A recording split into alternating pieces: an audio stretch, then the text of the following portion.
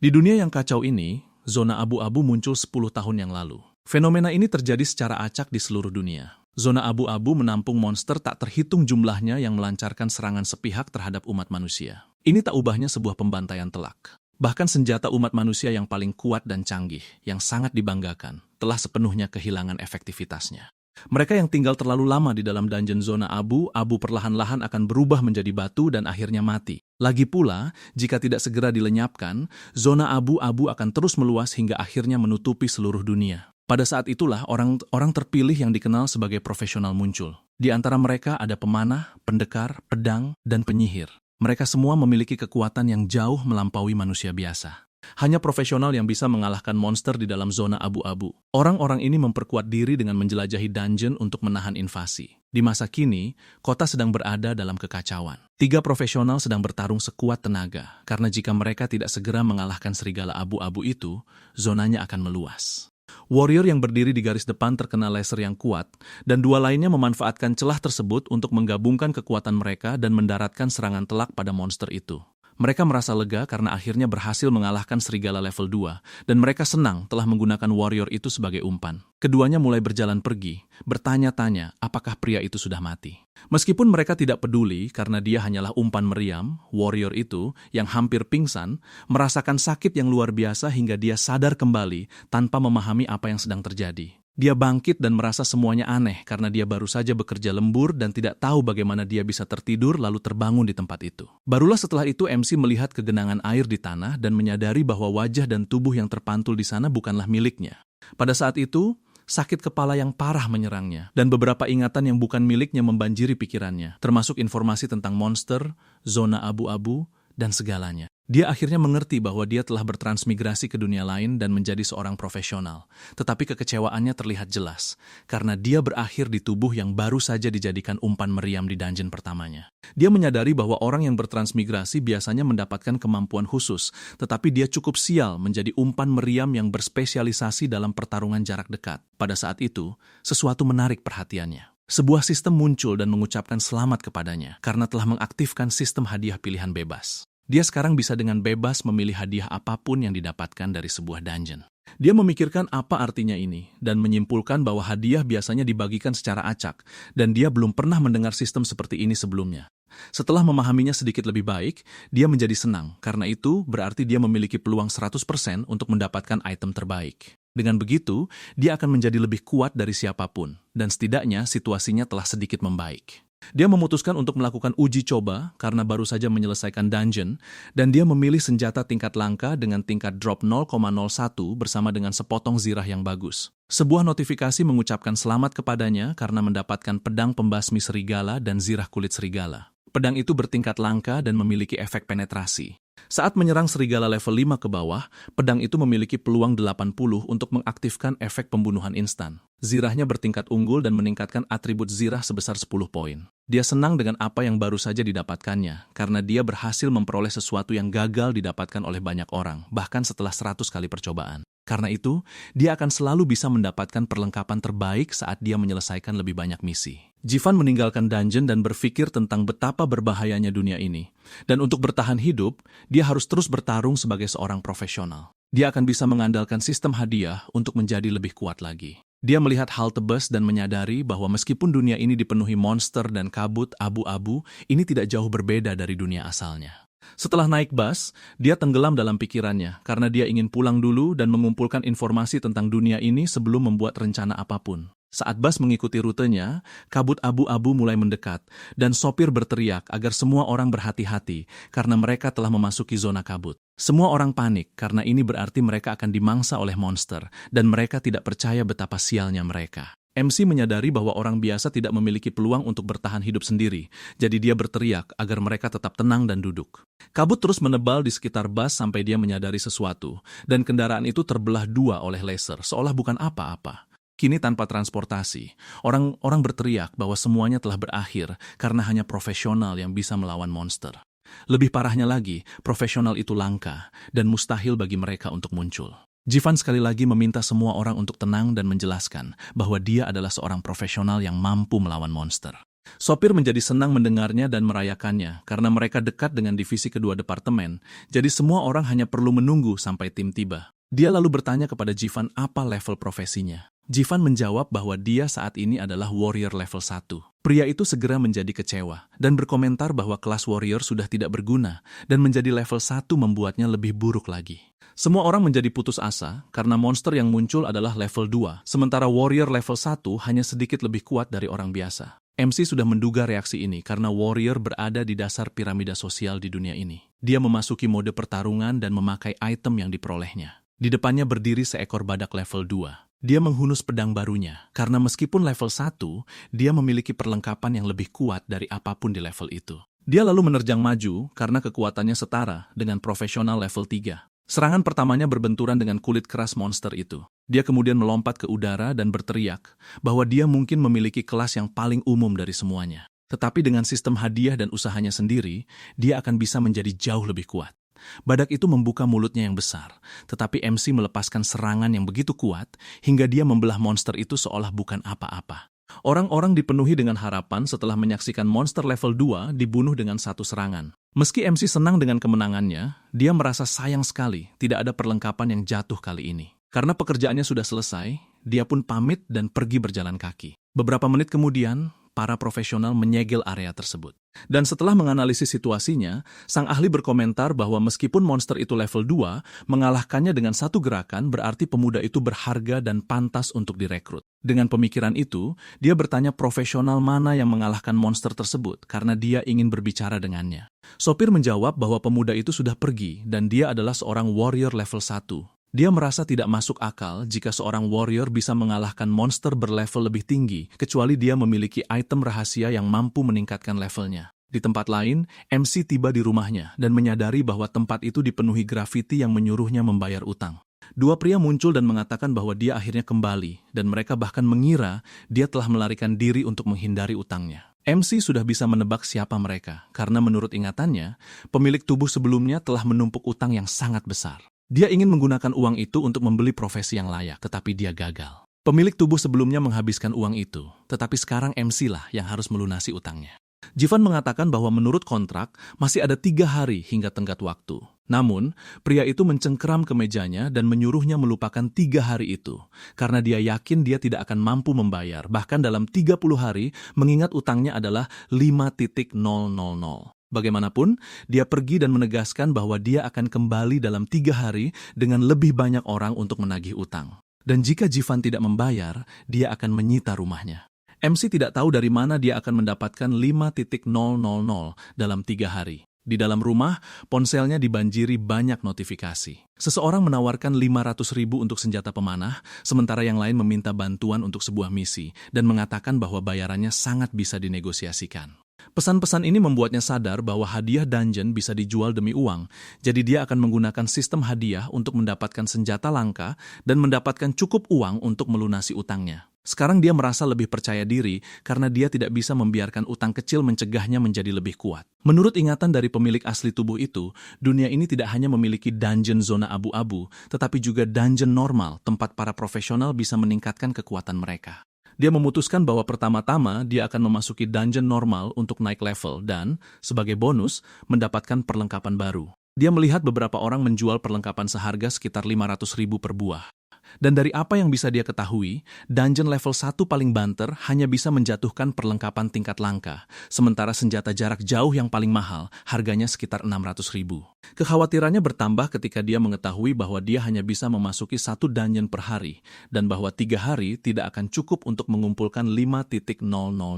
Di sisi lain, dia tidak melihat alasan untuk kesal, karena perlengkapan bagus yang dipilih melalui hadiahnya sendiri akan memberinya kekuatan yang cukup untuk langsung mengalahkan monster level 2 sekalipun. Karena itu, menantang dungeon level 3 atau lebih tinggi bukanlah sesuatu yang mustahil. Dia menyingkirkan ponselnya dan berbaring sejenak, bertekad untuk menantang dungeon dengan level yang lebih tinggi keesokan harinya, agar dia bisa dengan cepat melunasi utangnya. Keesokan harinya, dia keluar untuk memeriksa situasi dungeon-dungeon tersebut. Di area tengah permukiman manusia, beberapa profesional sedang membersihkan kabut abu-abu, jadi itu adalah wilayah yang relatif aman. Ini juga berarti bahwa semakin jauh sebuah dungeon dari pusat kota, semakin berbahaya dungeon tersebut. Namun, hadiahnya juga akan jauh lebih melimpah. Jivan memperhatikan pintu masuk ke dungeon gua beruang penyendiri level 2, dan beberapa profesional mengenalinya karena dialah umpan meriam yang seharusnya mati pada hari sebelumnya. Mereka memberitahunya bahwa mereka membutuhkan tank untuk menyelesaikan dungeon baru itu. MC menjawab bahwa dia tidak tertarik karena dia ingin mencoba peruntungannya di dungeon level 3. Jauh di lubuk hatinya, dia tahu bahwa dia tidak boleh membuat kesalahan yang sama lagi dengan bekerja sama dengan sampah yang rela mengorbankannya. Pria itu tertawa, mengatakan bahwa jika dia beruntung, dia tidak akan mendapatkan kelas warrior. Oleh karena itu, dia menyarankan agar Jivan mencari restoran di mana dia bisa mencuci piring. Jika tidak, dia tidak akan selamat. Gadis itu juga mengejeknya karena MC hampir mati di dungeon tingkat 1 dan sekarang berpikir untuk menantang dungeon tingkat 3. Dia mengakui bahwa kehidupan pemilik tubuh sebelumnya ini benar menyedihkan karena betapa sialnya dia. Tapi sekarang, dengan sistem hadiah, keberuntungan akan selalu berpihak padanya. Pria itu memprovokasinya lagi, percaya bahwa dia memiliki hutang besar dan oleh karena itu mempertaruhkan segalanya di dungeon tingkat tinggi. MC menjadi semakin jengkel dan menjawab bahwa dibandingkan dengan uang yang dia pinjam, nyawa yang dihutangkan pria itu kepadanya akan jauh lebih sulit untuk dibayar. Mereka terdiam, bertanya-tanya apa maksud perkataannya. Dan saat mereka melihat MC pergi, mereka mulai bertanya-tanya apakah dia entah bagaimana tahu tentang apa yang terjadi pada hari sebelumnya ketika mereka dengan sengaja membuatnya melemahkan bos sampai dia hampir mati. Bagaimanapun, Jivan menuju ke dungeon tingkat 3 lainnya. Sistem segera mendeteksi bahwa dia mencoba menantang dungeon di atas tingkatnya dan bertanya apakah dia benar-benar ingin masuk.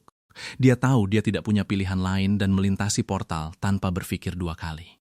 Begitu berada di dalam, sebuah pemberitahuan menginformasikan kepadanya bahwa tujuannya adalah melenyapkan semua bandit yang menyerang desa Kingping. Beberapa dari bandit itu sudah mengawasinya. Jivan sedikit melakukan peregangan dan merasa terhibur karena dungeon itu berbeda dari yang dia lihat di dunia nyata. Menurut ingatan pemilik tubuh sebelumnya, dungeon-dungeon ini memiliki pandangan dunia yang berbeda dan cerita yang sesuai.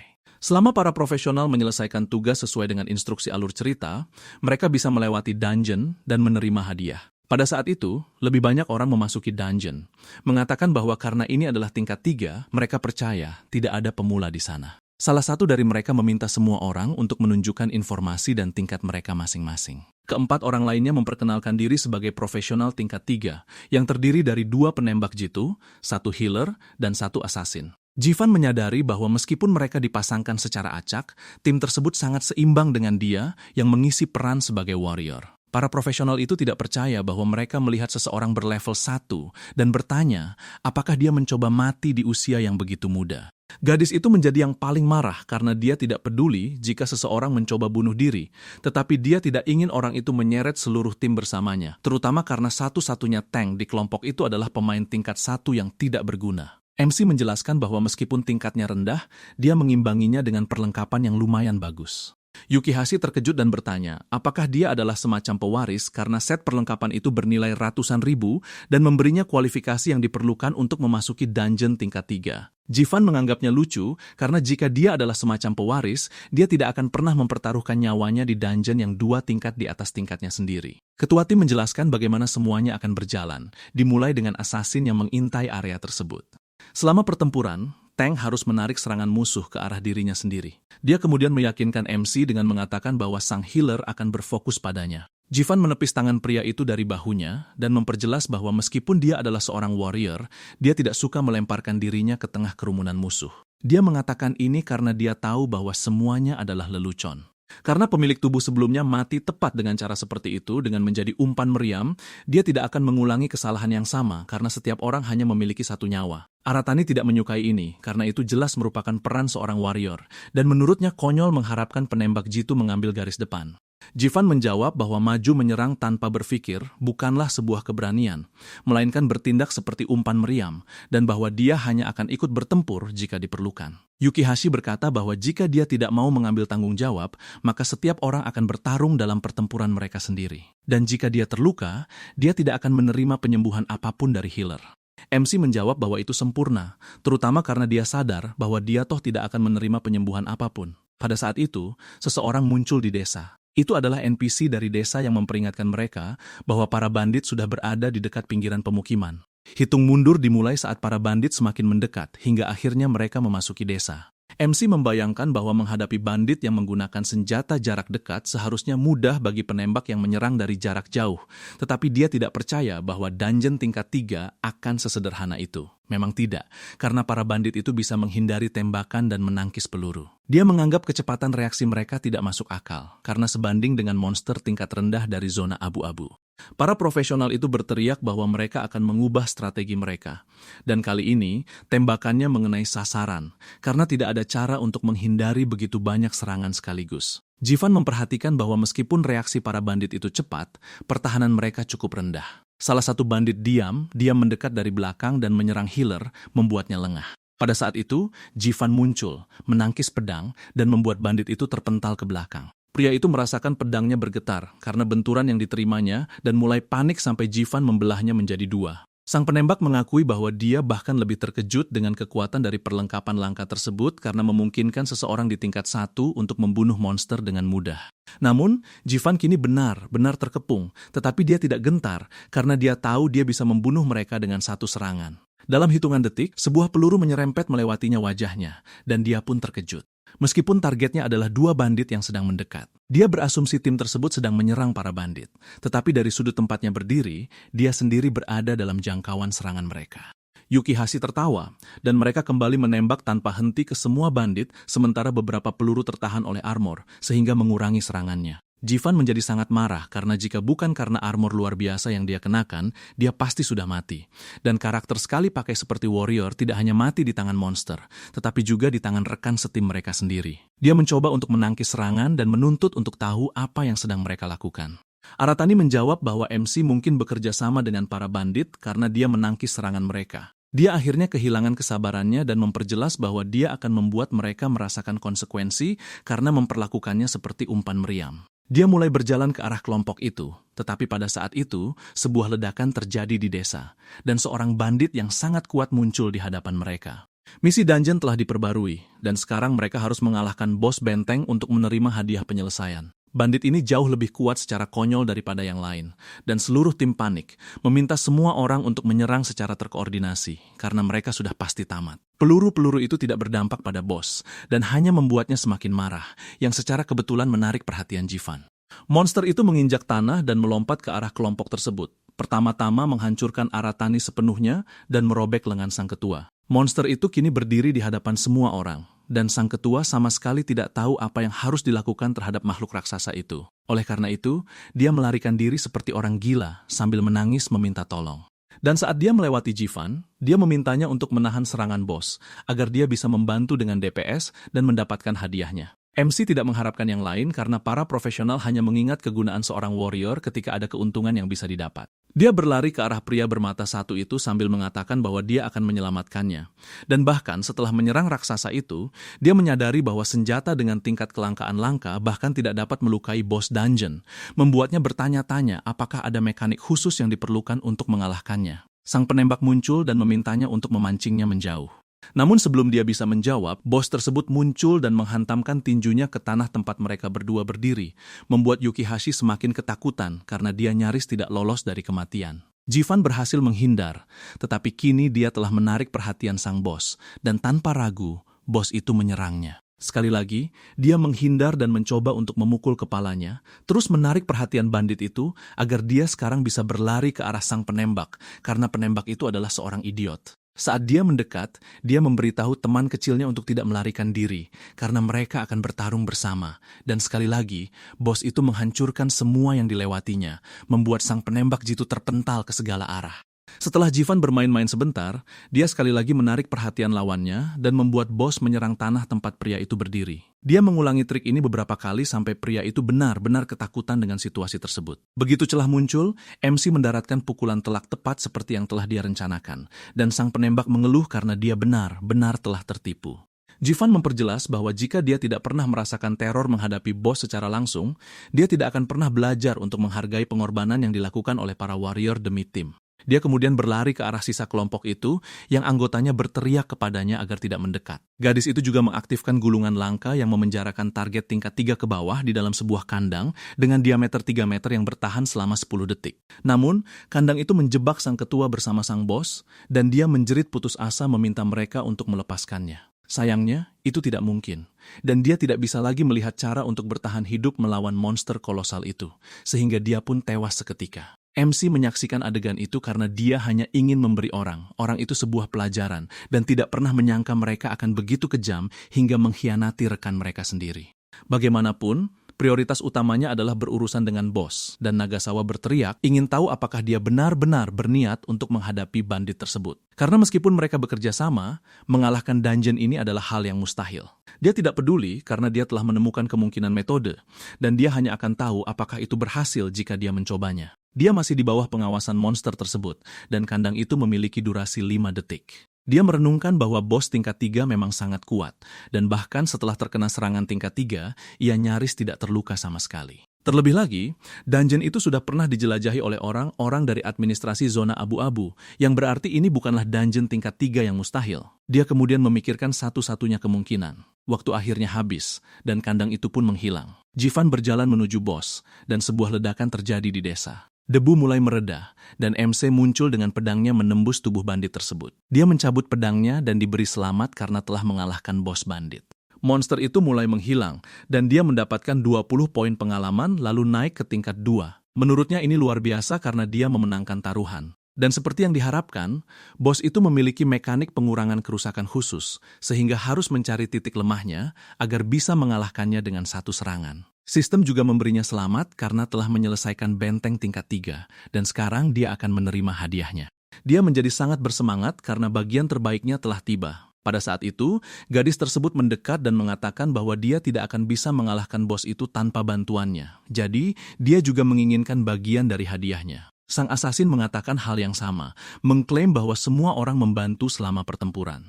Gifon menjelaskan bahwa dia sudah sangat berbaik hati dengan tidak menyimpan dendam atas peluru yang dia terima.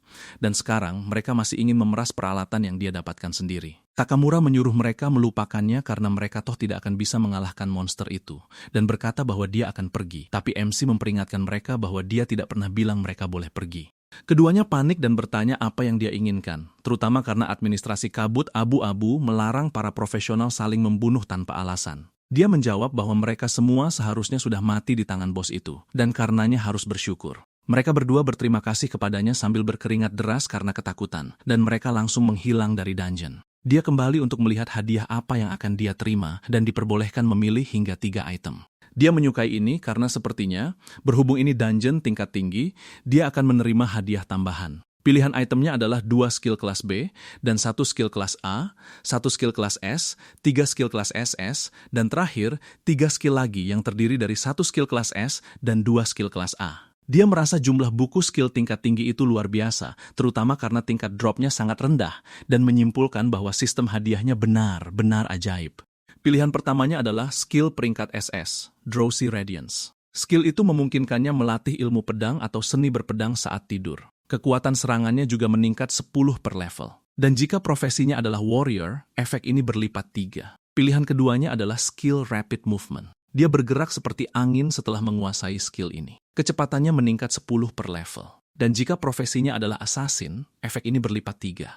Dia sadar bahwa dia akan menerima bonus maksimal jika dia seorang assassin. Namun meski begitu, warrior juga bisa memanfaatkan skill ini dengan sangat baik. Lagi pula, dikejar oleh bos jauh lebih berbahaya, dan memiliki kecepatan yang lebih tinggi akan sangat bagus. Terakhir, dia juga mengambil skill quick loot yang ditujukan untuk kelas jarak jauh karena dia bisa menjualnya dan melunasi setidaknya 1.000 dari utangnya. Dia merasa sistem hadiah ini luar biasa karena selain melunasi utangnya, ini akan membuka berbagai kemungkinan lain di dunia nyata. Dan dia bersumpah untuk mengklaim semua harta karun tak terhitung yang tersembunyi di dalam dungeon. Dia melihat tingkat kekuatan yang luar biasa, yang berarti ada juga kemungkinan untuk mengubah dunia. Karena tujuan utamanya adalah melunasi utangnya secepat mungkin, dia memutuskan untuk mencari harga transaksi terbaru. Dia mulai dengan mematok harga penawaran yang rendah dan memperkirakan bahwa itu bisa terjual lebih dari 1.000. Namun, baru saja dia mendaftarkannya, dia sudah menerima tawaran, membuatnya sadar bahwa buku skill jarak jauh kelas S benar-benar sangat dicari. Tawaran awalnya adalah 120, dan dia segera menjadwalkan pertemuan untuk hari berikutnya. Saat dia pergi, dia memutuskan bahwa dia akan menguji efek dari skill kultivasi mimpi malam itu. Sesampainya di apartemen, dia tertidur, dan pada saat itu, skill tersebut bereaksi, membuatnya terbangun di tempat lain, meskipun dia tidak bisa melihat apa-apa. Namun, sensasi fisiknya terasa persis sama seperti di dunia nyata, dan karena tidak ada apapun di sekitarnya, kelima inderanya menjadi lebih tajam. Pada saat itu, sesuatu mendekat, dan dia terkejut ketika menyadari bahwa lawannya adalah dirinya sendiri. Kloningannya melancarkan serangan, dan mereka berdua menangkis dengan pedang masing-masing. Dia melakukan serangan balik dan merasa bahwa realismenya sangat mengagumkan, hingga dia berhasil membelah lawannya menjadi dua. Sekarang dia mengerti bahwa menjadi lebih kuat berarti melampaui dirinya sendiri.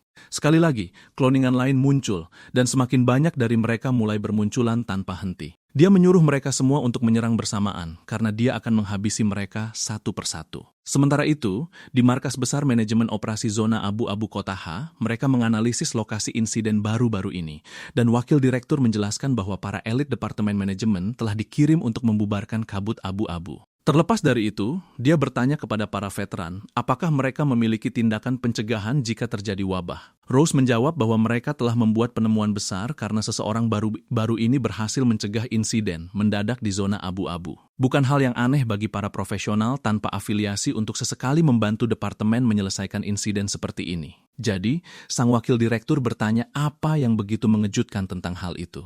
Dia menjelaskan bahwa kali ini berbeda karena mereka menangkap seorang pembakar dan, melalui interogasi, menemukan bahwa pemimpin Eye of Terminus, sang nabi, tidak memprediksi orang ini dalam ramalannya. Dengan kata lain, ini adalah pertama kalinya mereka menemukan celah dalam ramalan sang nabi. Liu Chun tanya apakah orang ini mungkin adalah kunci untuk mematahkan prekognisi sang nabi, dan bertanya apakah mereka bisa menemukannya. Dia menjelaskan bahwa dia telah mengambil tindakan untuk mencari daerah pemukiman di sepanjang rute yang dilalui Bas, dan semua orang berharap mereka akan segera menemukannya. Keesokan harinya, Gifon terbangun dan, setelah berada di luar, berpikir tentang betapa melelahkannya bertarung melawan ratusan versi dirinya sepanjang malam, bahkan saat berkultivasi dalam mimpinya. Dia juga bertanya-tanya apakah pelatihannya itu benar efektif. Ketika memeriksa skill yang dikuasainya, dia menyadari bahwa teknik pedang dasarnya berada di level 3, sementara 2 skill lain yang dia peroleh di dungeon berada di level 1. Dia merasa luar biasa karena hanya dalam satu malam, teknik pedangnya meningkat dari level 2 ke level 3. Dan meskipun dia tahu ini berarti konsumsi energinya lebih besar, setidaknya dia bisa terus naik level hanya dengan tidur. Beberapa saat kemudian, dia tiba di titik pertemuan dan bertanya-tanya apakah pria kekar itu yang ingin membeli skillnya. Pria itu berdiri dan bertanya apakah dia penjual buku skill tersebut. MC mengeluarkan buku itu dari inventarisnya, tapi pertama, Tama meminta pembayarannya. Pria itu melakukan transfer dan mengaku terkejut seorang warrior level 2 berhasil mendapatkan buku skill kelas S, menyebutnya sebagai keberuntungan yang tak terbayangkan. Transfer yang masuk adalah 800.000, dan MC bertanya apa maksudnya ini karena mereka telah sepakat di angka 120. Tiba-tiba, pria itu mengeluarkan pistolnya dan tertawa, mengatakan bahwa dia tidak melihat alasan mengapa seorang warrior rendahan bisa menjual buku itu dengan harga setinggi itu, jadi dia menyuruhnya menyerahkannya sebelum dia ditembak. Pada detik berikutnya, ledakan meletus di gang, dan MC mencengkeram leher orang gila itu, mempertegas bahwa dia tidak suka disebut warrior rendahan, lalu bertanya apakah dia percaya bahwa meskipun masih level 2, dia bisa mengalahkan level 4 tanpa kesulitan sedikit pun. Pria itu mencoba merespons bahwa dia tidak akan pernah meremehkan warrior lagi. Jifon melepaskannya dan memperingatkan bahwa dia tidak ingin membuat masalah dengan membiarkan pihak berwajib mengejarnya, jadi dia menyuruh pria itu untuk segera mentransfer sisa uangnya. Setelah semuanya selesai, dia menerima 140, termasuk tambahan 200.000 sebagai kompensasi atas semua masalah yang dia alami. Karena dia adalah pria yang berprinsip. Dia menyerahkan buku skill itu dan mengembalikan senjata orang gila itu. Pria itu dengan tulus berterima kasih kepadanya, karena dengan buku itu, dia akan bisa menantang Dungeon Cataclysm bersama tim beranggotakan 12 orang. Gifin tidak tahu apa itu. Meskipun dinilai dari namanya, itu terdengar sangat menguntungkan. Dan setelah menyimpan buku barunya, pria itu menjelaskan bahwa itu adalah dungeon yang sangat populer di forum profesional. Dungeon ini adalah yang paling sulit bagi para profesional baru di bawah level 5. Pemain harus bertahan hidup selama 3 hari di lingkungan pasca-apokaliptik yang dipenuhi dengan zombie. Karena tingkat kematiannya yang tinggi, para profesional menyebutnya neraka pemula. MC merasa itu menarik, dan bertanya di mana pintu masuk dungeonnya. Karena risiko tinggi, pasti berarti hadiah yang tinggi juga.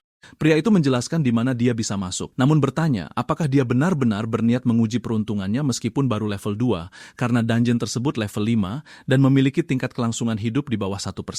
Dia tersenyum dan berkata bahwa dia baru akan tahu kalau dia mencobanya. Jauh di lubuk hatinya, dia menjadi semakin bersemangat, karena jika resikonya setinggi itu, maka hadiahnya pasti sangat langka. Beberapa saat kemudian, dia tiba di dungeon, dan para profesional langsung meremehkannya karena dia seorang warrior yang muncul untuk berpartisipasi. Tujuan untuk menyelesaikan dungeon ini adalah bertahan hidup selama 3 hari di kota yang sedang mengalami bencana zombie. Sistem juga mendeteksi bahwa seorang profesional sedang menantang dungeon yang jauh di atas levelnya dan memintanya untuk mempertimbangkan dengan hati-hati apakah dia benar-benar ingin masuk. MC bertanya apakah semuanya sudah siap karena dia sendiri sudah sangat tidak sabar untuk masuk. Dia memasuki dungeon dan sistem memberitahu bahwa dia telah terpisah dari timnya serta harus menemukan semua orang untuk mencegah serangan zombie. Sistem melengkapinya dengan armor tingkat excellent dan dia memilih untuk menyembunyikan penampilannya. Dia sadar bahwa meskipun dia hanya level 2, atribut dan peralatannya jauh lebih unggul daripada yang lain, tanpa rekan satu tim di sekitarnya yang akan menghalanginya. Dia juga percaya bahwa dia tidak harus mengikuti instruksi sistem secara persis, karena tujuan utamanya masih untuk mendapatkan hadiah, meningkatkan kekuatannya, dan melunasi utang-utangnya. Dia melihat sebuah toko dan berpikir akan bijaksana untuk menyimpan beberapa persediaan sebagai tindakan pencegahan. Begitu masuk, dia menemukan beberapa mie, minuman olahraga, dan perban hemostatik. Pada saat itu, Dayong menerobos masuk melalui kaca dan mengejutkan Jivan, karena semuanya terjadi begitu saja. Pria itu lari dari segerombolan zombie, dan ketika sang penembak melihatnya, dia berteriak bahwa dia aman sekarang. MC melengkapi pedangnya dan menghabisi monster-monster di dekatnya.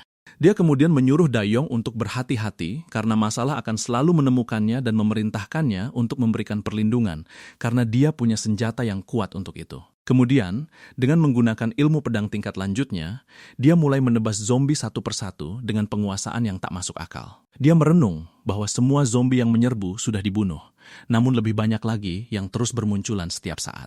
Dia bertanya-tanya apakah zombie-zombie itu tertarik pada mayat rekan-rekan mereka yang sudah mati. Dia juga menyadari suara yang menjengkelkan, dan ketika dia menoleh ke samping, melihat sesosok zombie yang berbeda dari yang lain, memancarkan suara itu dari tubuhnya.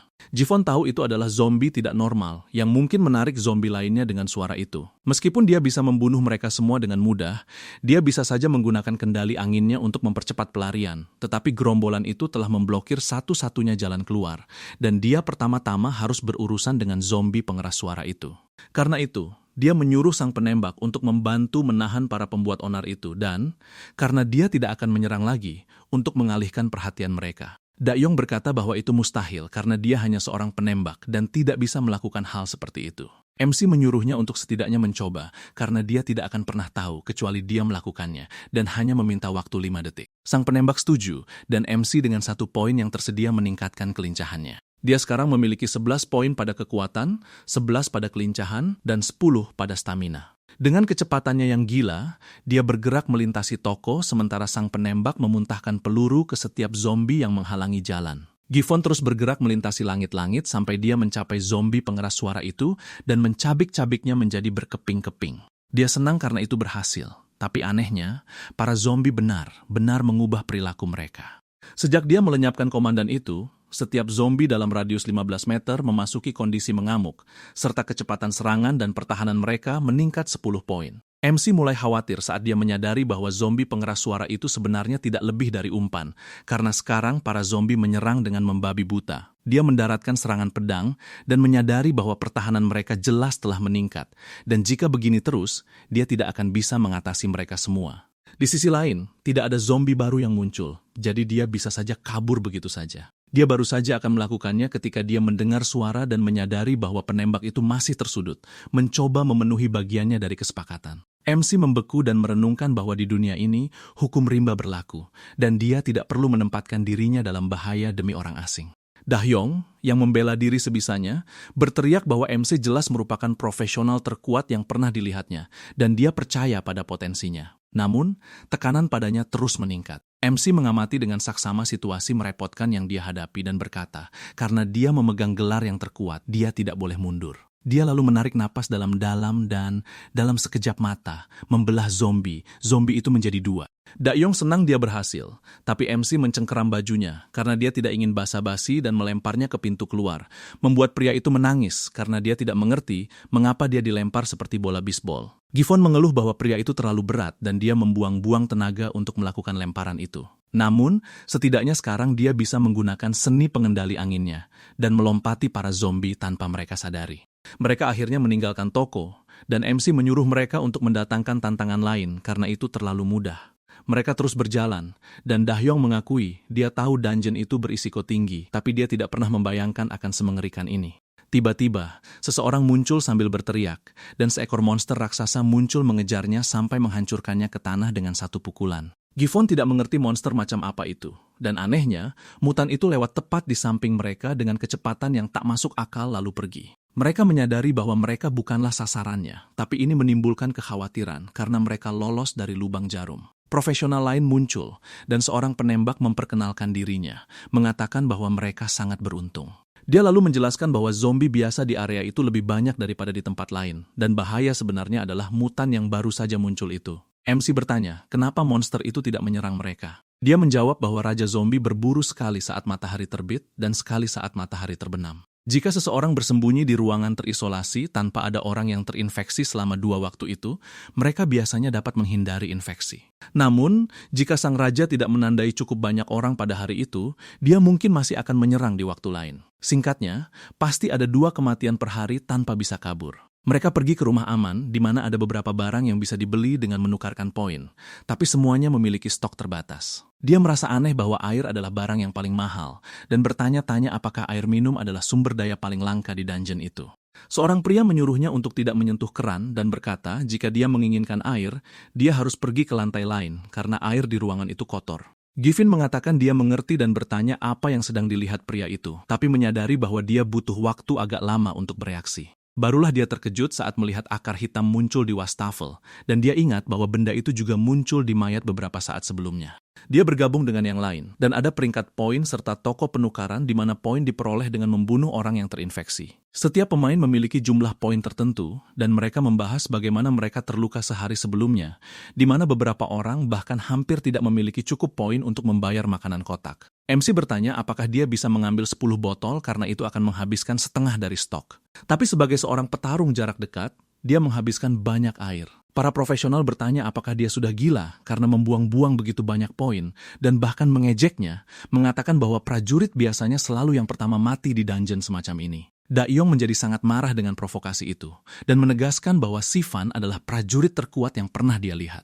Shihao berpikir ini sempurna dan berkata bahwa MC akan berjaga malam itu karena prajurit hebat dalam pertahanan. Sifan bertanya, apakah mereka tidak bisa semuanya bersembunyi di dalam ruangan karena dengan begitu tidak ada yang perlu menjaga pintu. Pria itu berkata mereka sudah mencobanya. Tapi selambat apapun yang terinfeksi itu, jika mereka tidak dilenyapkan di malam hari, mereka akan terus berkumpul dan akhirnya mendobrak pintunya. Lalu, sambil tersenyum, dia berkata, apakah MC suka atau tidak, dia harus tetap berjaga. Dia tidak mempermasalahkan itu, tapi dia ingin melihat berapa banyak dari mereka yang akan bertahan malam ini. Tak lama kemudian, para zombie mulai berkumpul, dan semua yang mendekat langsung dihabisi. Si penembak muncul dan berkata bahwa dia akan mengambil air. Gifon merasa itu aneh karena mereka bisa saja menukarkan poin yang didapat dari membunuh zombie untuk air itu.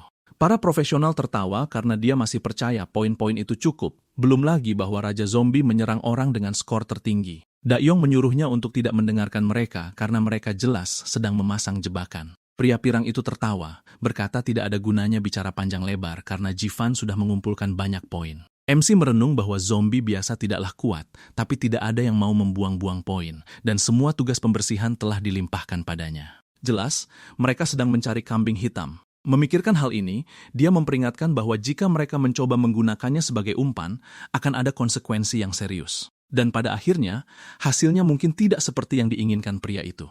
Seiring berjalannya malam, dia tidur sebentar, menggunakan kesempatan itu untuk meningkatkan keahliannya saat dia tidur.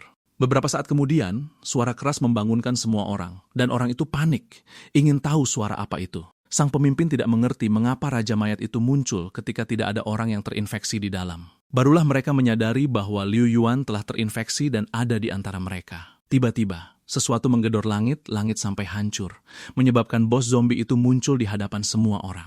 Para profesional merasa lega karena MC lah yang melenyapkan sebagian besar zombie, jadi dia pasti akan mati saat itu juga. Namun, kegembiraan mereka tidak berlangsung lama karena kepala penembak itu terbang dan dilahap oleh monster itu, membuktikan bahwa pada akhirnya itu tidak ada hubungannya dengan poin.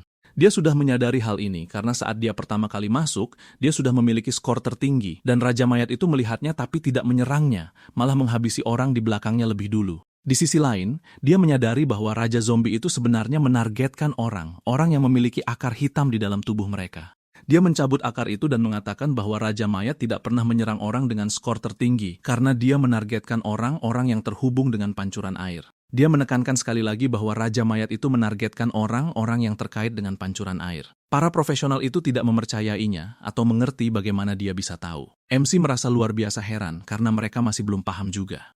Awalnya, para pemain bekerja sekeras mungkin untuk mendapatkan poin hanya untuk ditukarkan dengan sedikit lebih banyak air. Barulah ketika mereka kehabisan cukup banyak poin, mereka mengambil resiko menyentuh pancuran air itu. Pada akhirnya, mereka bahkan tidak tahu bagaimana mereka dipilih sebagai target. MC masih belum yakin tentang hubungan ini, tapi dia memutuskan untuk memotong akarnya demi berjaga-jaga. Monster itu segera merangsek maju dan mencoba menyerangnya. Orang-orang mulai lari tunggang langgang karena Raja Mayat itu telah mengamuk. MC berkata bahwa dia akan memancingnya pergi dan semua orang harus menjauh dari pancuran air. Bos itu muncul sekali lagi, dan Jifon pikir ini sangat bagus karena dia berhasil memancing monster itu ke koridor sempit. Karena meskipun dia kuat, medannya akan membatasi gerakannya. Monster itu melancarkan serangan pertama, tapi Jifon lebih cepat dan mendaratkan serangan pedang pertama. Namun, serangannya berdampak kecil, memaksanya untuk mundur. Sementara Raja Zombie terus menyerang tanpa henti, dia terpaksa terus mundur dan menyadari bahwa monster itu memiliki kekuatan yang luar biasa dan konfrontasi langsung tidaklah sepadan. Karena hal ini, dia pindah ke tempat lain dan menjaga jarak setengah langkah. Zombie itu mencoba memukulnya, tapi dia mengelak, menyatakan bahwa ini adalah wilayah seorang prajurit dan bersiap untuk memberikan pukulan terakhir. Raja Mayat hanya menunggu dan menahan tebasan pedang itu dengan tangannya. MC terkejut karena monster itu memprediksi serangannya, dan yang lebih parah, dia mulai memancarkan kekuatan intens yang memaksa Saifan mundur lebih jauh lagi karena dia merasakan firasat buruk dan perlu bersembunyi terlebih dahulu. Dia merasa heran karena monster itu sedari tadi mengejarnya dari dekat dan tiba-tiba bertingkah seolah-olah buta. Meski tidak memahami situasinya, dia mencari di ruangan yang dia masuki sampai tiba-tiba, Raja Mayat itu muncul dan menghancurkan dinding. Dia tidak mengerti apa yang sedang terjadi, karena dia telah keluar dari jarak pandang monster itu, namun tetap saja ditemukan. Segera setelah dia mengatakan ini, seekor zombie menyerang dari belakang, namun dapat dikalahkan dengan satu serangan. Sekali lagi, Raja Mayat itu menjadi linglung, melihat ke segala arah. MC mulai memahami mengapa monster itu terkadang seolah memiliki mata, dan di lain waktu tampak buta. Intinya, yang terinfeksi bertindak sebagai matanya. Kalau begitu, dia memutuskan akan menyingkirkan semua mata monster itu terlebih dahulu. Dia mulai membunuh semua zombie di depannya, membatasi penglihatan Raja Mayat itu. Dia merasa lebih lega karena telah melemahkan penglihatan musuh. Matahari mulai terbit dan tiba-tiba air mulai meluap dari setiap keran. Ini membingungkan Sivan sampai para profesional mulai melarikan diri dari beberapa zombie, dan air yang membanjiri area tersebut melahirkan monster-monster baru. Dia akhirnya mengerti bahwa zombie di dungeon itu tidak diciptakan dari ketiadaan. Mereka menggunakan seluruh sistem pembuangan limbah gedung untuk terus-menerus menciptakan zombie. Pantas saja harga airnya sangat mahal. Ini tidak ada hubungannya dengan kekurangan sumber daya. Situasi ini memaksa para pemain untuk menyentuh air limbah dan akhirnya berubah menjadi zombie. Karena ini, dia bertanya kepada mereka berdua apakah peralatan listrik di gedung itu masih bisa digunakan. Mereka menjawab, bisa, karena lampu di ruangan masih menyala. Dia menjelaskan bahwa dia telah menemukan kunci untuk menyelesaikan masalah ini dan pasti akan mengirim Raja Mayat itu ke neraka. Dia tahu masih ada aliran listrik karena liftnya masih berfungsi. Dia lalu berlari dengan penuh keyakinan bahwa dia akan menemukan cara untuk menaklukkan dungeon ini. Pertama, Raja Mayat bergantung pada zombie biasa untuk memantau jalur di depannya. Dan jika dia bisa memancing bos itu ke lorong lift, hasilnya pasti akan sangat menarik. Si pria berambut pirang bertanya, apakah dia mau kabur? Karena jika dia tidak memprovokasi bos itu sebelumnya, mereka tidak akan berada dalam bahaya. MC menyuruhnya menjauh dari saluran pembuangan kalau masih mau hidup, lalu berlari ke arah sana untuk memancing sang raja zombie. Dia bergegas masuk ke dalam lift, dan monster itu semakin mendekat dengan kecepatan yang luar biasa. Namun, pintunya menutup lebih cepat dan dia menyalakan lift untuk naik. Dia lalu melubangi langit karena sekarang saatnya untuk membalas dendam. Saat lift naik, Raja Zombie menghancurkan pintunya, dan MC merasa senang karena monster bodoh itu memakan umpannya. Dia memutuskan untuk bersembunyi di celah antara lift dan dinding untuk bermain petak umpet. Namun, dia tahu bahwa dia harus memanjat dengan cepat, atau Raja Mayat itu akan menangkapnya. Ada dua perancah, dan dia menimbang-nimbang mana yang lebih baik untuk bersembunyi hingga akhirnya dia mengambil keputusan. Karena salah satu kabin lift sudah rusak dan hampir runtuh, hanya ditopang oleh dua kabel. Jika dia bisa membuat monster itu melompat ke sana, monster itu pasti akan kehilangan keseimbangannya. Dia melempar batu untuk menarik perhatian monster buta itu, dan Raja Mayat langsung melompat ke arah suara tersebut. Monster itu mencapai perancah, dan MC tanpa ragu memutus kabel lift, membuat monster itu kehilangan keseimbangan. Jivan memanfaatkan kesempatan ini dan ikut melompat, mendaratkan serangan yang kuat tepat di dada monster itu, membuatnya mengaum buas. Namun, sebelum jatuh, ia berhasil meraih salah satu kabel dan bersiap untuk membalas serangan. MC yang sudah menduga hal ini dengan mudah menghindar dan berseru bahwa kali ini monster itu tidak akan bisa kabur. Lalu, dengan tebasan terkuatnya, dia menghabisi Raja Mayat itu dengan membelah tubuhnya menjadi dua. Dia merasa lega karena berhasil menang, dan para profesional itu tampak tidak percaya bahwa dia benar-benar mengalahkan bos itu sendirian. Namun, Jivan mulai merasa ada yang aneh karena mereka selalu menganggap monster itu sebagai bosnya, tapi tidak ada notifikasi yang muncul bahwa mereka telah menaklukkan babak ini. Suara bising menggema dari atas lorong, dan mereka melihat banyak sekali zombie berjatuhan ke arah mereka. MC terkejut, dan si pria pirang yang sudah putus asa berteriak menuntut penjelasan, karena monster-monster itu seharusnya sudah mati. Zombie itu terus berusaha meraihnya, dan MC sadar bahwa hanya dengan membunuh Raja Mayat bukan berarti permainan sudah berakhir. Dia memikirkan semua hal yang terjadi sejauh ini, air limbah, zombie yang muncul di mana-mana, dan Raja Mayat itu sendiri. Setelah memikirkannya, dia menyimpulkan bahwa penyebab pasti mutasi zombie ini berada di sumber air limbah tersebut. MC menyuruh mereka berdua pergi karena dia akan pergi ke bawah tanah sendirian.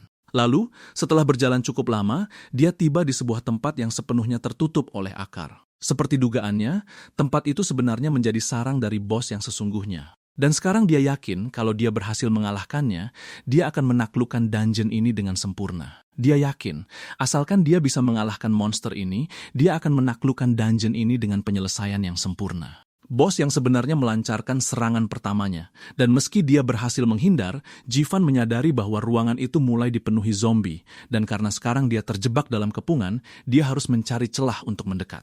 Dia berlari sambil menghindari tentakel yang menyerangnya, dan dia sadar ruang geraknya semakin sempit.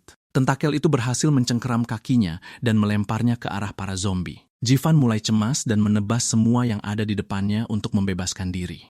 Dia tahu jika ini terus berlanjut, cepat atau lambat dia akan terpojok. Maka dari itu, dia harus mencari cara untuk menembus kepungan itu secepatnya, barulah dia menyadari ada sesuatu di dalam ruangan tersebut. Itu adalah kotak distribusi listrik. Dan yang paling mengejutkannya adalah, kotak itu masih dialiri listrik. Karena monster ini menggunakan saluran pembuangan dan akar sebagai pembuluh darahnya, maka itu juga bisa digunakan untuk membunuhnya. Dengan pemikiran itu, dia maju ke arah kotak distribusi sambil memprovokasi monster itu. Dan saat melihat akar itu mengarah padanya, dia yakin bahwa monster itu memakan umpannya. Dia menahan serangan itu sekaligus meraih kabel listrik. Lalu tanpa ragu, dia melemparkan kabel yang dialiri listrik penuh ke akar monster itu, membuat sang bos menjerit kesakitan, sementara para zombie pun ikut tersengat listrik. Hasilnya, inti dari bos itu pun terbuka, dan MC memutuskan bahwa inilah saatnya untuk mengakhirinya. Dia menerjang maju dan membelah sisa tubuh bos itu menjadi dua. Kehancuran monster itu bahkan bisa dirasakan hingga keluar gedung. Dan dengan serangan mematikan itu, monster tersebut lenyap tak berbekas. Sistem menyelamatinya karena berhasil menaklukkan dungeon bencana dan memberitahukan bahwa hadiahnya sedang dihitung. 1 peti epik dan 2 peti langka muncul di hadapannya. Dan MC meminta kedua penyintas itu untuk memilih duluan. Dakyong terpesona oleh peti luar biasa yang jatuh itu. Sementara Jivan hanya berpikir bahwa dia tidak boleh mengungkap kemampuan rahasianya dalam memilih hadiah melalui sistem kepada siapapun. Sebuah notifikasi memperingatkan bahwa mereka akan dipindahkan keluar setelah mengambil hadiahnya. Dan pria pirang itu pun langsung berlari menuju peti epik tersebut. Tapi dia segera merasakan niat membunuh yang tertuju padanya. Pria itu langsung berpindah peti dan memutuskan bahwa peti dengan kualitas lebih rendah lebih cocok untuk situasi ini. MC berkata karena mereka berdua sangat sungkan, maka dia yang akan mengambil peti epiknya. Dia bisa memilih hingga 3 hadiah. Selain itu, dia diberitahu bahwa dia adalah pemain pertama yang berhasil menaklukkan dungeon bencana tingkat 5 dengan sempurna, sehingga hadiah spesialnya akan dihitung ulang. Dia juga bisa memilih untuk menukar hadiah normal dengan hadiah tersembunyi, dan peti itu menampilkan setiap pilihan yang tersedia. Dia mendapatkan senapan penghakiman suci dan masih punya sisa 2 pilihan. 2 perlengkapan lainnya adalah terompet bintang luka angin dan tongkat bintang mithril. Sistem bertanya, apakah dia ingin melakukan pertukaran, dan dia memilih ya. Lagi pula, seorang petarung tidak akan memakai ketiga benda itu, dan senapan itu mungkin cukup untuk melunasi utangnya. Meski perlengkapan lainnya berharga, dia lebih ingin melihat hadiah tersembunyinya. Dia teringat pada Raja Mayat yang bisa melihat melalui zombie biasa, dan tanaman induk yang bisa mengendalikan yang lain, lalu dia yakin pasti sangat luar biasa kalau dia bisa mendapatkan kedua kemampuan itu. Saat dia memikirkan hal itu, sebuah notifikasi memberitahunya bahwa dia telah mendapatkan kemampuan baru. Kemampuan yang dimaksud adalah penglihatan berbagi milik Raja Mayat dan kendali kesadaran milik tanaman induk. MC mulai memikirkan hal ini karena, secara logika, hadiah misi seharusnya sudah ditetapkan sejak awal, termasuk hadiah tersembunyinya. Namun, pada saat itu, seolah-olah sistem mendengar ucapannya dan memindahkan kemampuan yang sesuai padanya, bahkan menampilkannya di layar. Dia juga merasa seakan ada yang mengawasinya dari belakang. Dia menatap lurus ke arah kabin generator dan menyadari adanya sebuah simbol aneh. Ini membuatnya menyimpulkan bahwa makhluk dari zona abu-abu umumnya hanya hidup di permukaan dan tidak masuk ke dalam dungeon, yang artinya tanaman induk itu pasti sengaja diletakkan di sana. Dia menghubungkan petunjuk ini dengan fakta bahwa dia mendapatkan kemampuan tersebut, lalu mempertimbangkan kemungkinan bahwa zona abu-abu itu sendiri juga sengaja diciptakan. Sekarang setelah dia menemukan petunjuk ini, dia yakin akan bisa mengungkap kebenaran di baliknya. Dengan menaklukkan dungeon tersebut secara sempurna, dia memperoleh senapan tingkat legendaris, 2 kemampuan, dan cukup pengalaman untuk mencapai level 4. Dia membuka jendela statusnya dan menyukai apa yang dilihatnya. Di mana teknik pedang dasarnya kini mencapai level 4 dan kemampuan sebelumnya telah berevolusi menjadi level 2. Dia mengeluarkan ponselnya untuk mengecek harga pasar dan melihat bahwa senjata dungeon legendaris yang dia daftarkan untuk dilelang sudah mendapat beberapa tawaran yang mencapai 3.000, membuktikan bahwa benda itu jauh lebih langka dari dugaannya. Tawaran tertinggi saat ini telah mencapai 360 dan si pembeli meminta untuk bertransaksi secara langsung. Dia menerima permintaan itu karena kini dia sudah mencapai level 4 dan memiliki 1 perlengkapan legendaris serta 2 kemampuan baru, meski ini masih belum cukup untuk mendapatkan uang guna melunasi semua utangnya. Tak lama kemudian, dia pergi ke pusat perdagangan profesional dan, setelah masuk, menukar perlengkapannya dengan uang. Kali ini, dia menerima uangnya dengan lancar dan kini memiliki 5.000. Pembeli itu berkomentar kalau dia dengar Jivan adalah seorang petarung level rendah yang sekali lagi menjual barang bernilai tinggi, dan sepertinya dia sudah tahu identitas aslinya. MC bertanya, apakah dia datang untuk membeli sesuatu atau sekadar mengorek urusan orang lain. Pria itu memperingatkannya bahwa barang dagangan ini seharusnya tidak pernah jatuh ke tangannya, dan Jivan menyuruhnya untuk mengurus urusannya sendiri alih-alih mencampuri hidup orang lain. Setelah mengatakan itu, dia pergi. Setelah melunasi utangnya, uangnya hanya tersisa 200, dan dia merasa kesal karena harus hidup serba pas-pasan untuk sementara waktu. Tapi setidaknya utang itu akhirnya lunas. Dia sadar ada beberapa orang yang mengikutinya dan memang sudah menduga hal ini akan terjadi, karena pria berkumis itu kelihatan seperti orang yang akan mengirim pasukan untuk memburunya. Para penjaga itu terus mengawasinya, tetapi setelah dia masuk ke sebuah gang, mereka langsung kehilangan jejak sasarannya. MC, yang berdiri di atas atap sebuah gedung, memperhatikan kedua orang bodoh itu dan menyimpulkan bahwa seorang petarung level rendah yang terus-terusan mendapatkan perlengkapan tingkat atas untuk dijual pasti akan sangat memancing perhatian. Saat berbalik, dia melihat sebuah iklan dari Biro Administrasi Zona Abu-Abu, organisasi yang menangani berbagai insiden di zona abu-abu yang menyatakan bahwa mereka sedang merekrut para profesional untuk pekerjaan berbayar.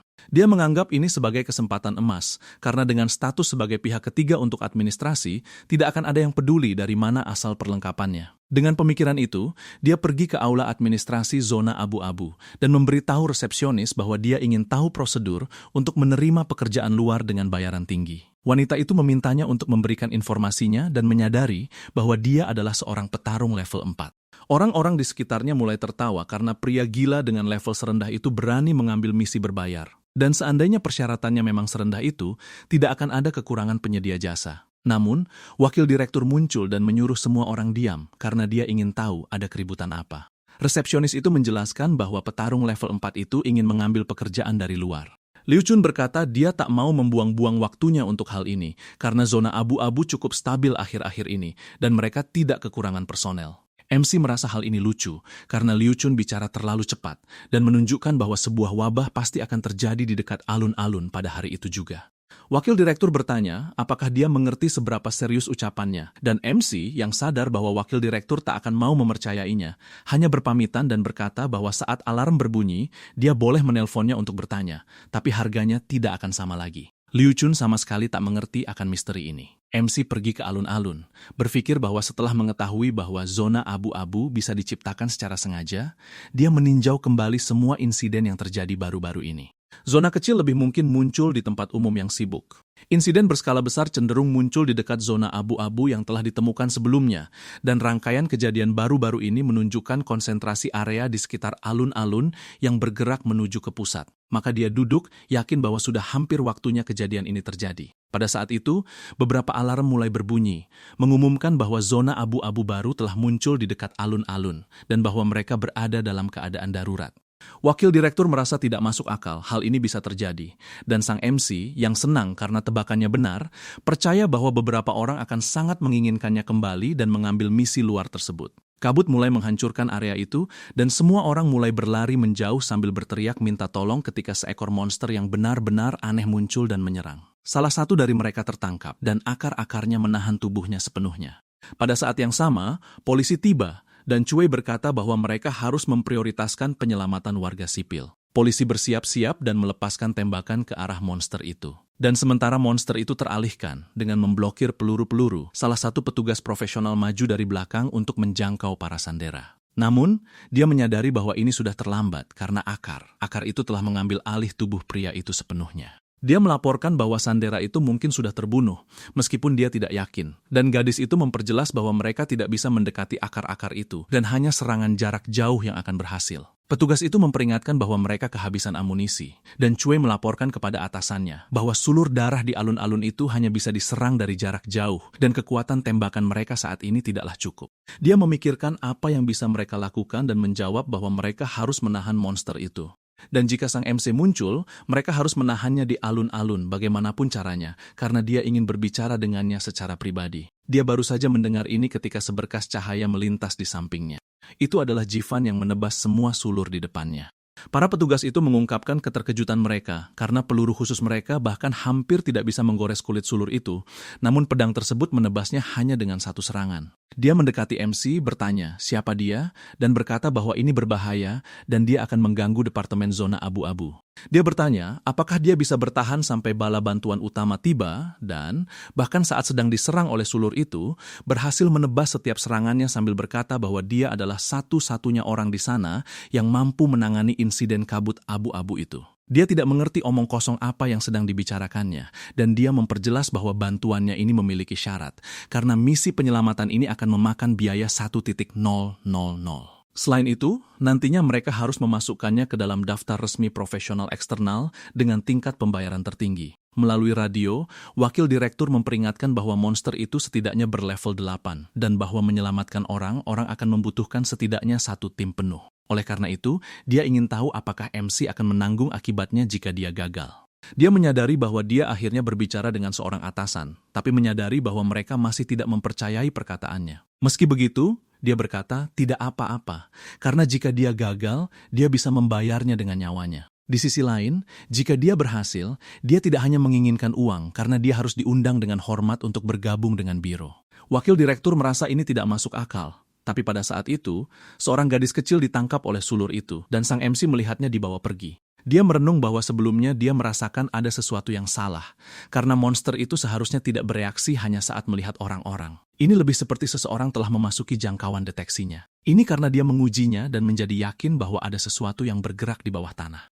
Oleh karena itu, saat pertama kali bertindak, dia menggunakan seni pengendalian angin dan mencoba bergerak sehalus mungkin. Dia tetap pergi untuk menyelamatkannya dan menggunakan penglihatan berbaginya. Seperti yang diharapkan, ada monster yang bergerak di bawah tanah. Sulur darah layu itu mendeteksi musuh yang mendekat bukan melalui penglihatan, melainkan melalui getaran yang dirasakan oleh akar mereka.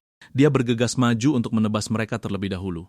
Dan setelah jaraknya cukup dekat, dia menyerang ke setiap arah yang memungkinkan, menyelamatkan gadis kecil itu. Kemudian dia berlanjut ke langkah berikutnya dan menyelamatkan semua sandera lain yang tertangkap sambil membunuh monster itu sepenuhnya. Ketakutan, gadis kecil itu berlari ke arah ibunya, dan petugas itu bertanya apakah sang MC benar-benar seorang prajurit, karena dia membuatnya terlihat sangat mudah. Sementara itu, Wakil direktur tetap terdiam karena dia baru saja menyaksikan semua yang terjadi di alun-alun. Dan Jivan berkata bahwa sudah saatnya administrasi memenuhi bagiannya dari kesepakatan itu. Dia menekankan sekali lagi bahwa sudah saatnya bagi mereka untuk menepati janji. Dan Cui memberikan izin kepada petugas yang mendekati sang MC, lalu memberikannya sebuah kartu berisi 1.000. Pihak administrasi juga menambahkannya ke daftar resmi profesional eksternal dengan tingkat bayaran tertinggi. Dia merasa lebih baik karena kini dia akan bisa menjelajahi dungeon dengan lebih mudah. Lalu dia berkata bahwa dia akan pergi, dan jika mereka butuh sesuatu, mereka hanya perlu menelponnya. Tetapi gadis itu memintanya untuk menunggu dan mempertanyakan bagaimana dia bisa tahu tentang krisis itu sebelumnya, mengingat zona abu-abu muncul tanpa pola apapun. Dia mengungkapkan bahwa zona abu-abu itu diciptakan secara buatan, dan pihak administrasi mungkin juga sudah mulai mencurigai hal ini. Lagi pula, ada seseorang yang mengatur kemunculan mereka. Oleh karena itu, ini bukanlah sesuatu yang acak. Dan dia menyuruh mereka untuk menghubungkan kejadian-kejadian di masa lalu demi menentukan lokasi berikutnya. Kali ini, dia benar-benar pergi. Sementara itu, di Eye of Terminus, eksekutif senior Lamplighter sedang berkumpul dengan yang lainnya. Dia menunjuk bahwa insiden yang melibatkan sulur darah layu itu seharusnya menyebabkan kepanikan yang lebih besar, tetapi seseorang dengan cepat menekannya. Oleh karena ini, dia menyimpulkan bahwa sebuah variabel telah menyusup ke dalam rencana-rencana mereka. Dia membuka panelnya dan menjelaskan bahwa hanya 3 orang yang dianggap terhubung dengan insiden sulur itu dan memenuhi kriteria. Oleh karena itu, untuk mengidentifikasi variabel yang sebenarnya, metode teraman adalah dengan memaksa ketiganya memasuki dungeon yang sama, namun akan sulit untuk membuat mereka bekerja sama tanpa suatu alasan. Dengan begitu, dia menyimpulkan dengan mengungkapkan bahwa jebakan itu sudah dipersiapkan. Beberapa saat kemudian, sang MC menyelesaikan pekerjaan lainnya. Tak lama setelah pergi, dia menyadari bahwa cincin komunikasi administrasi sedang berdering. Itu adalah Cui, mengatakan bahwa sebuah zona abu-abu berukuran sedang telah muncul di dekat sekolah dasar ke-6, dan dia harus bergegas. Dia bilang tidak apa-apa dan menuju ke lokasi tersebut. Di sepanjang jalan, dia memikirkan monster-monster kecil dari zona abu-abu, karena mereka terus-menerus melancarkan serangan mendadak tetapi mudah untuk ditangani. Yang lebih merepotkan adalah zona-zona berukuran sedang, dan jika hadiahnya tinggi, mereka akan memengaruhi area sekitarnya secara langsung. Setelah tiba di lokasi yang ditentukan, gadis itu memperkenalkan Yao sebagai orang yang bertanggung jawab atas Departemen Dukungan dan Perawatan. Pria itu berkata bahwa dia telah mendengar banyak hal tentang Jivan, karena dia adalah seorang pejuang kuat yang menyelesaikan insiden sulur darah. Cui menyuruh mereka untuk berhenti membuang-buang waktu dengan obrolan kosong, karena situasinya rumit dan anggota tim biasa hanya akan menjadi beban. Oleh karena itu, hanya ketiga anggota elit yang direkrut. Mereka berdiri di depan kabut tebal, yang bahkan telah menyebar ke seluruh blok. Pada saat itu, seseorang muncul dari dalam kabut. Jivan tahu bahwa mereka adalah anggota guild pencegat. Mereka seringkali mengirimkan orang ke dalam dungeon untuk mendapatkan perlengkapan. Sang kapten memerintahkan pria itu untuk pergi karena dia tidak memiliki izin. Pria itu menjelaskan bahwa zona berukuran sedang adalah zona yang kemungkinan besar memberikan jatuhan item yang pasti, dan bahwa, tentu saja, dia ingin mengklaimnya terlebih dahulu. Gadis itu memberitahunya untuk tidak bertindak ceroboh karena ini bisa menyebar ke seluruh kota. Pria sombong itu tidak ingin mendengar omong kosong administrasi dan berkata bahwa semua orang itu tidak berguna. Gadis itu mulai marah sampai Jivan meraih lengannya dan memintanya untuk tenang karena mereka bisa melihat dulu apa yang mampu dilakukan pria itu. Lagi pula, jika dia berhasil menangani monster itu, dia hanya akan menyelamatkan kekuatan pihak administrasi. Namun, jika ada yang tidak beres, bonus dan ketenaran akan menjadi milik mereka karena pria itu akan mati. Hal ini membuat orang gila itu marah karena mereka menyeret nama guild pencegat ke lumpur. Dan sang MC hanya mengatakan bahwa jika dia benar mampu, maka dia tidak akan menghentikannya. Pria itu memberikan demonstrasi pertamanya dan mulai membunuh monster raksasa tersebut.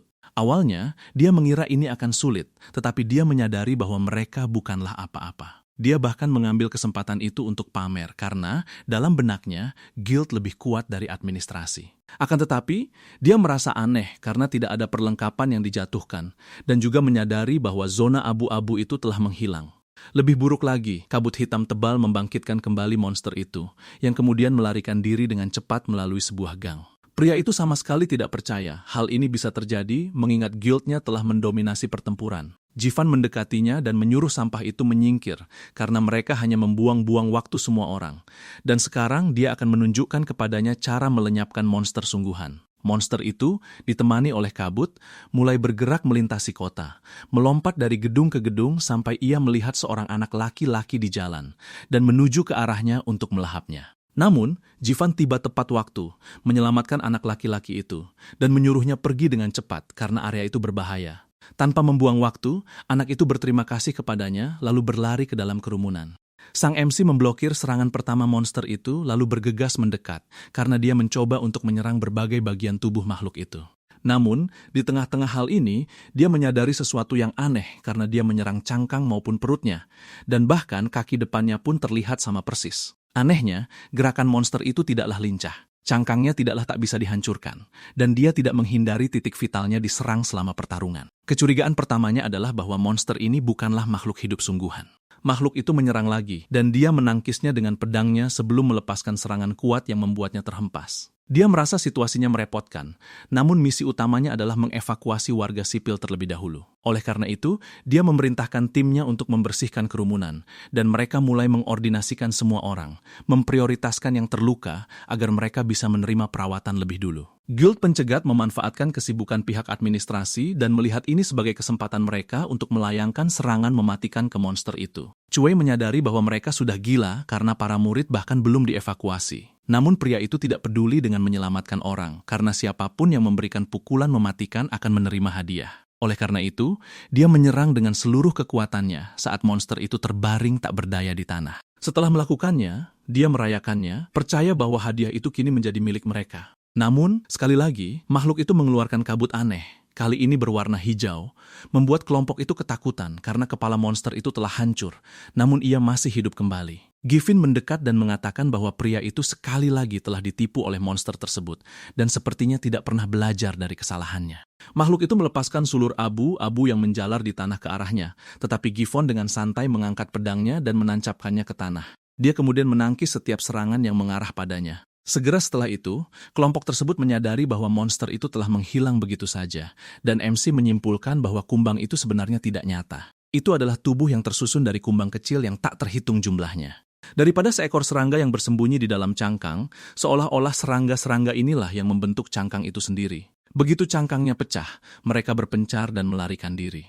Saat mereka menemukan sesuatu yang lebih lemah, mereka berkumpul kembali dan membentuk kumbang raksasa yang baru. Karena dia perlu tahu kemana perginya makhluk ini, dia menggunakan penglihatan berbaginya.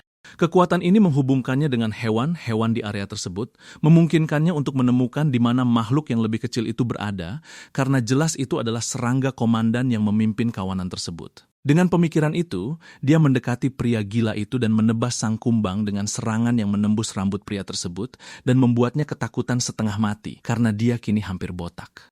Namun, serangan itu berhasil melenyapkan sang pemimpin, dan kawanan itu mulai kehilangan kendali. MC memperingatkan bahwa tak satu pun dari mereka akan lolos dalam keadaan hidup.